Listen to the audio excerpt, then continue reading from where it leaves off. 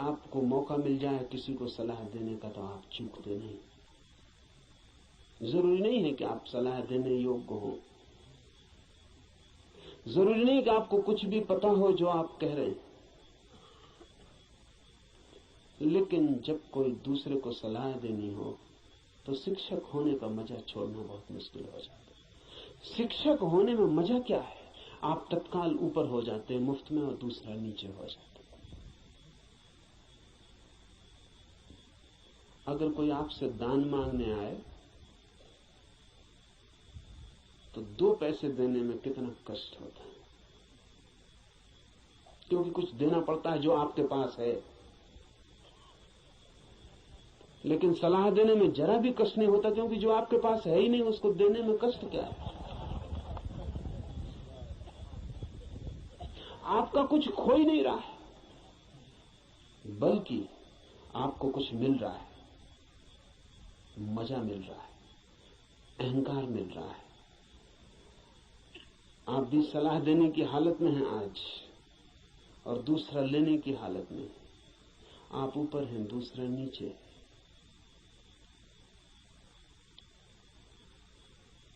इसलिए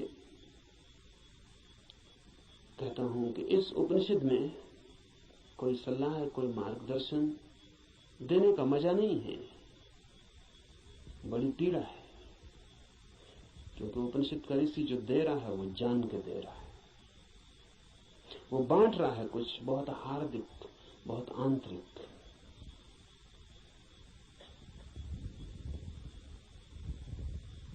संक्षिप्त इशारे हैं लेकिन गहरे हैं,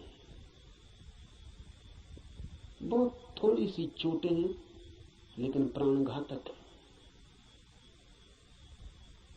और अगर राजी हो तो तीर सीधा हृदय में चुभ जाएगा और जान लिए बिना न रहेगा, जान ही ले लेगा।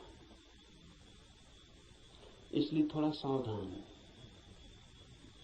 थोड़ा सचेत, क्योंकि ये सौदा ही खतरनाक है। इसमें पागल हुए बिना कोई मार्ग ही नहीं है, इसमें अपने को मिटाए बिना पाने का कोई उपाय ही नहीं। यहां तो खोने वाले ही बस पाने वाले बनते, और इसीलिए इस उपनिषद को भी चुन लिया है। ऐसे तो सीधा ही आपसे कह सकता हूं, कोई कारण इस उपनिषद को चुनने का नहीं है, बहाना, आड़। क्योंकि तीर सीधा मारो आदमी बच सकता है, उपनिषद की आड़ से थोड़ी सुविधा रहेगी, इसलिए चुन लिया है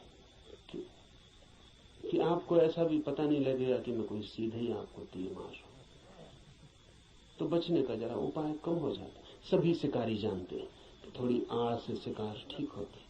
ये उपनिषद सिर्फ आड़ है और इससे कुछ लेना देना ज्यादा नहीं। जो मैंने जाना है वही कहूंगा, लेकिन उसमें और उपनिषद में कोई अंतर नहीं है, क्योंकि इस उपनिषद के ऋषि ने जो कहा है वो जानकर ही कहा है।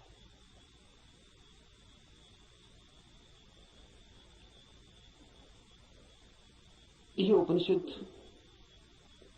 अध्यात्म की सूक्ष्मतम रहस्यों का उद्घाटन है। लेकिन अगर मैं उपनिषद पर ही बात करता रहूं तो डर है कि बात ही रह जाए।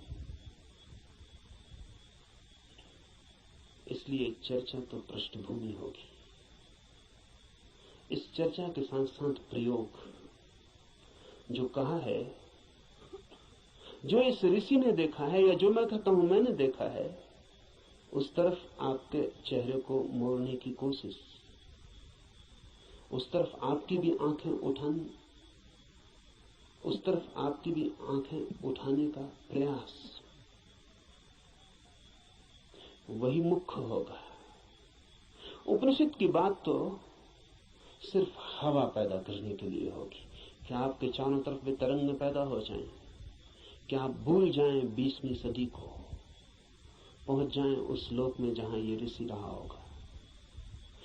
मिट जाए ये जगत जो चारों तरफ बहुत बेरौनक और बहुत कुरूप हो गया है।